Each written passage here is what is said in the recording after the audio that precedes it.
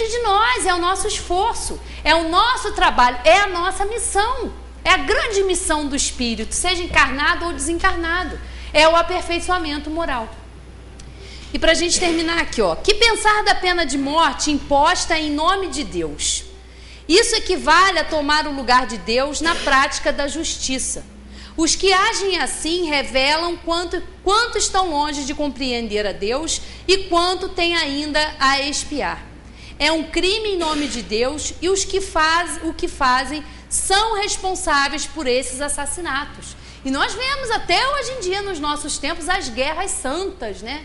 Se é que tem uma coisa a ver com a outra. Guerra santa é uma coisa que não tem nada a ver, mas aí é o nome que a gente tem, né? Guerras santas, em nome de Deus, prevalecendo a fé que não é raciocinada. A fé que não é raciocinada leva a isso, ao fanatismo, as pessoas quererem impor a sua fé, imporem a sua crença. E isso sempre existiu e ainda existe no mundo de hoje. Então a gente precisa observar, praticar essas leis de Deus, observar tudo isso, porque aí sim a gente vai começar a ter uma visão um pouquinho diferenciada. Essa aqui? Não, já foi tudo. O que a doutrina espírita pode fazer para mudar esse quadro? Bom, o que nós espíritas, né, podemos já dar a nossa contribuição, primeiro é estudar a doutrina espírita, né, é o estudo, porque só através do estudo das 5 obras básicas nós podemos entender tudo isso. Fica claro para nós todo esse entendimento através das 5 obras básicas. É importante nós, espíritas, divulgarmos a doutrina espírita, porque esse entendimento que a terceira revelação de Deus nos traz não é só para nós espíritas. Todos esses ensinamentos que estão ali contidos, que foram trazidos pelos espíritos superiores, codificados por Allan Kardec, são úteis para a humanidade, não é restrito a nós. E nós temos que ter essa responsabilidade, porque ela esclarece, é o consolador prometido, mas não é conhecida. Por quê? Porque ela é divulgada de forma equivocada. Até hoje nós acabamos de ter um exemplo desse agora no censo do IBGE.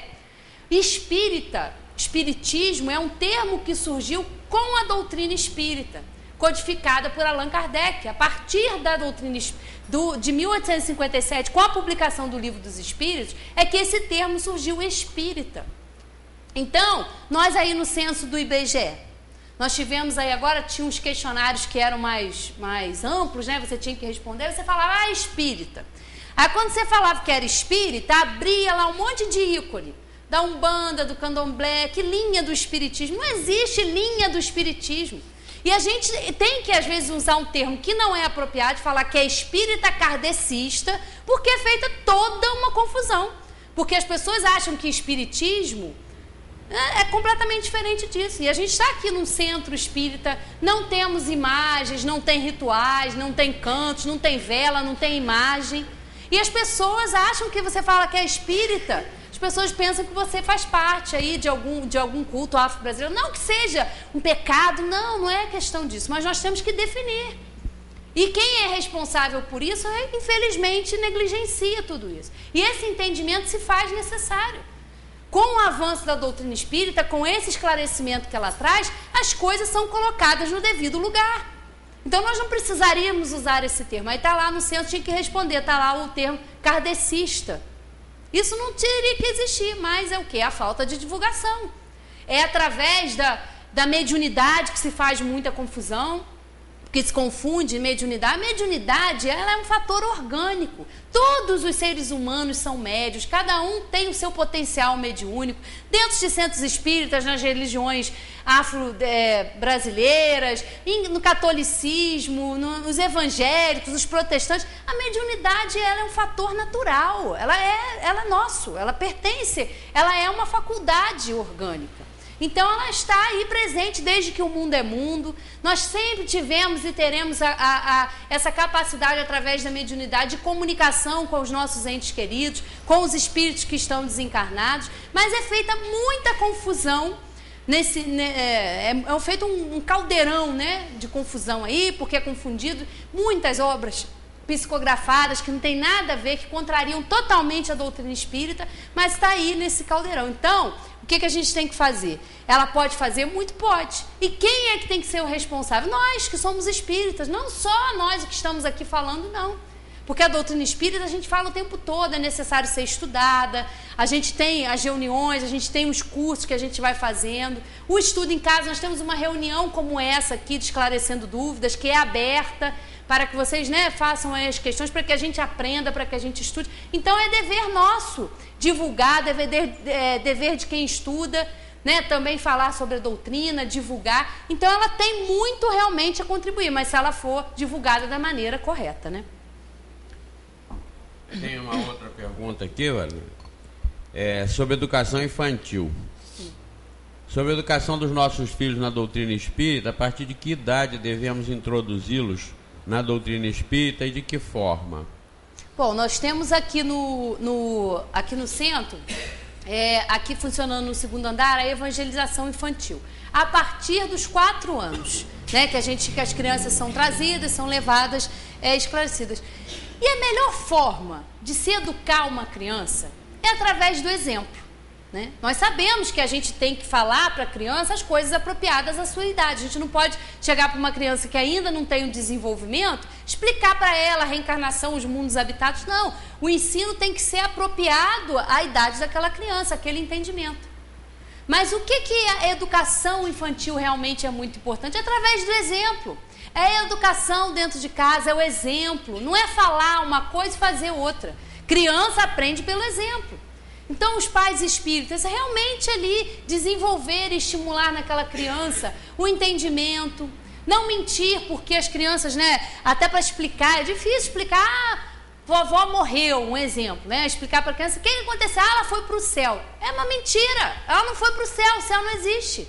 Ou ela fala, foi para o inferno. Esses conceitos que vão criando aí essas crianças, esses adultos, vai sendo incutido na cabecinha delas de que é isso. Aí mais tarde elas descobrem que não é assim.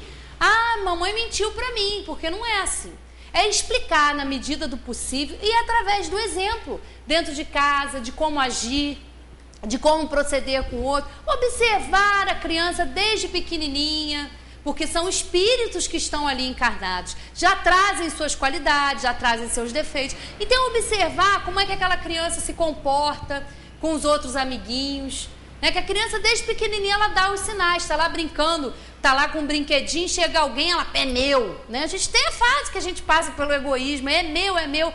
Ensinar aquela criança a dividir aquilo ali com um coleguinha, observar, porque a infância é um período muito importante. É a infância dos humanos, é a maior infância. E é exatamente um período extenso, porque é quando a criança, é quando aquele espírito ali reencarnado tem a possibilidade de desenvolver habilidades. Por isso é importante a educação. É como a gente estava falando aqui, dessas crianças aí nas comunidades que ficam ali, às vezes sem uma estrutura de família, sem um entendimento, passando por situações de violência doméstica.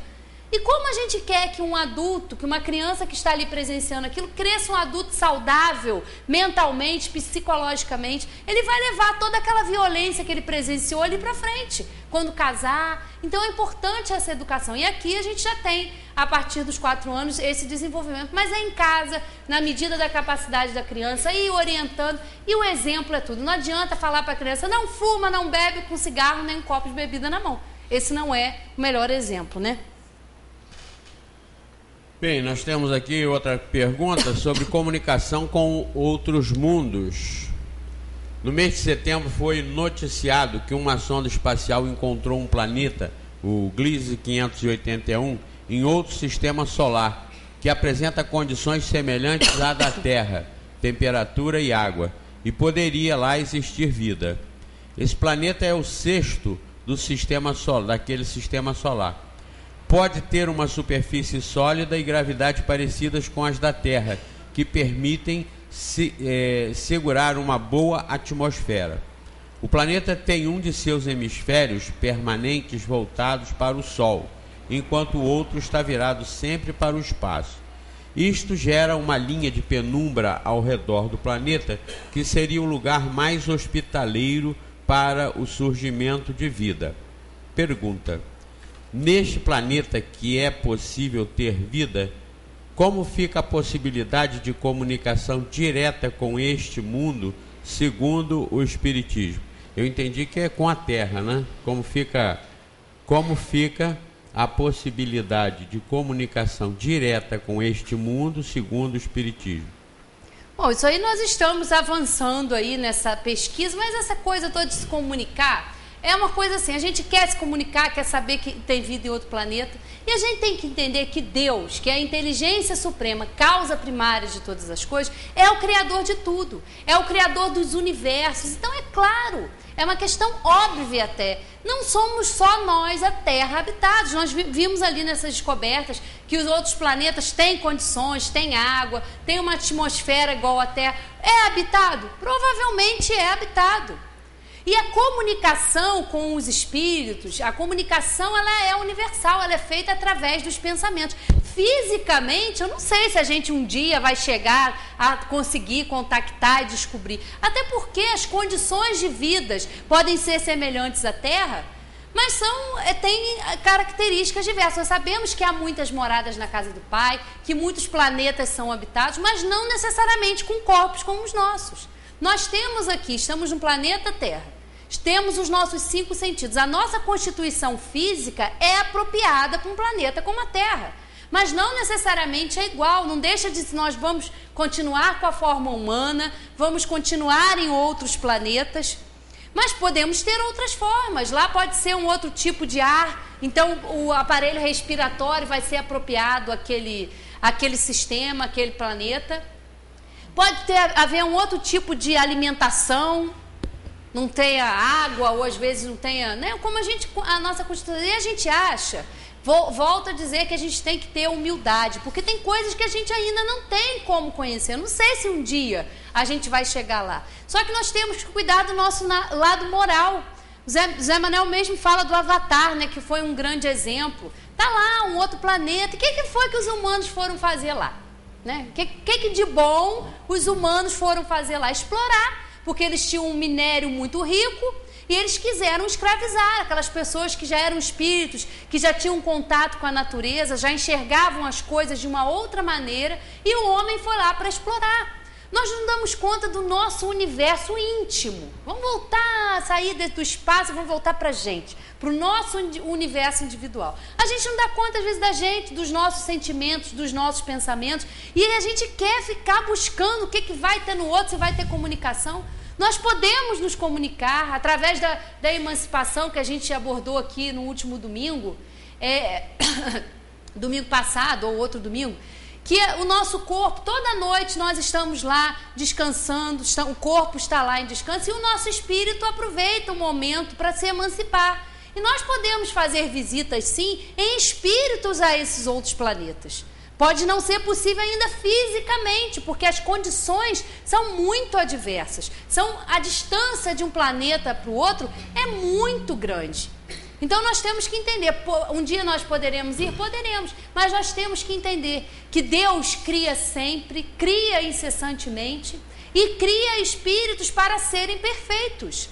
A nossa evolução, ele dá as condições, nós temos as condições necessárias, os recursos são apresentados. Agora, o que a gente vai fazer com isso? Aí é o nosso livre-arbítrio que vai determinar. Então, a gente pode se comunicar? Pode, mas a gente já faz isso. Somos espíritos, né? Somos os habitantes do universo. Não estamos limitados ao nosso corpo, não estamos limitados à Terra e podemos nos comunicar em espírito. Se isso vai acontecer fisicamente, só o tempo dirá. Eu não sei, a gente vai, acho que muitas vezes a gente vai e volta ainda, não sei se a gente vai presenciar isso ainda, né?